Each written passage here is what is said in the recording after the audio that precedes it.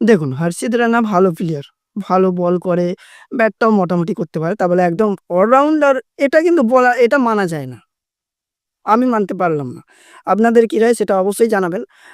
Allrounder সেটা কিন্তু বলা যায় না। হ্যাঁ, বল ভালো করে। আজকের ম্যাচে অসাধারণ বল করেছে, খারাপ বলব না। ৪ খানা উইকেট পেয়েছে।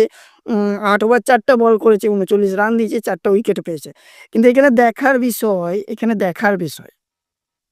আজকের ম্যাচে আকসরদীপ সিং সে একজন আ যে একজন অসাধারণ bowler, death over specialist bowler, তাকে বসিয়ে দিল। আ বেস্ট অলরাউন্ডার এই মুহূর্তে হার্দিক পান্ডিয়ার পরে জাদেজা এদের পরেই কিন্তু নীতিশ রেড্ডি তাকে বসিয়ে দিল। আ তার বদল প্রসিদ্ধ কৃষ্ণাকে দলে ঢুকানো হলো আর কুলদীপ যাদবকে দলে ঢুকানো হলো। কিন্তু হর্ষিত রানাকে বাদ দেওয়া হলো না। এখানে আরো একটা টুইস্ট আছে। দেখুন মোহাম্মদ সিরাজের মতন বোলারকে বল দিয়েছে ৫ ওভার। যিনি একটা ম্যাডেন ওভার নিয়েছে, ২৪ রান দিয়েছে, ১ টা উইকেটও পেয়েছে। আ তারপরে প্রসিদ্ধ কৃষ্ণাকে দিয়েছে ৭ ওভার বল। ৫২ রান দিয়ে ১ উইকেট নিয়েছে।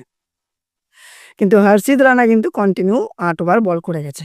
কারণ তারা চায় হর্ষিত রানা উইকেট পাক এবং হর্ষিত রানা শেষের দিকে উইকেট পেয়েছে, ঠিক আছে উইকেট পেয়েছে, ভালো বোলার সবই মানছি। কিন্তু এমনটা নয় যে হর্ষিত রানা ২০২৭ বিশ্বকাপে তাকে দলে রাখার মতন। কারণ যেখানে মোহাম্মদ শামির মতন প্লেয়ার বসে আছে, যেখানে সিরাজ হয়তো দলে সুযোগ পাবে কিনা জানি না। বরুণ চক্রবর্তী আছে, কুলদীপ আছে। তাদেরকে বোস করিয়ে হর্ষিত রানাকে দলে যদি ২৭ বিশ্বকাপে নেওয়া হয়, তাহলে আমার মনে হয় ২৭ বিশ্বকাপে হর্ষিত রানার জন্য আর গৌতম গম্ভীরের মাথামোটা বুদ্ধির জন্যই দল হয়তো চ্যাম্পিয়ন হতে পারবে না। তার থেকেও বড় কথা আরো একটা কথা বলে রাখি, ২০২৭ বিশ্বকাপে গৌতম গম্ভীর কোচ থাকবে না। তার আগেই তাকে বিদায় জানিয়ে দেওয়া হবে। কারণ আজকে যেরকম রোকো জুটি যে ইনিংসটা খেলেছে আর তাদের মুখের উপর যে সপাটে চড়টা মেরেছে, আমার মনে হয় না এরপর আর গৌতম গম্ভীর কোচ থাকবে। এবার খুব তাড়াতাড়ি তারও বিদায় ঘণ্টা বেজে গেছে। আপনার কি মনে হয়? অবশ্যই কমেন্টে জানাবেন।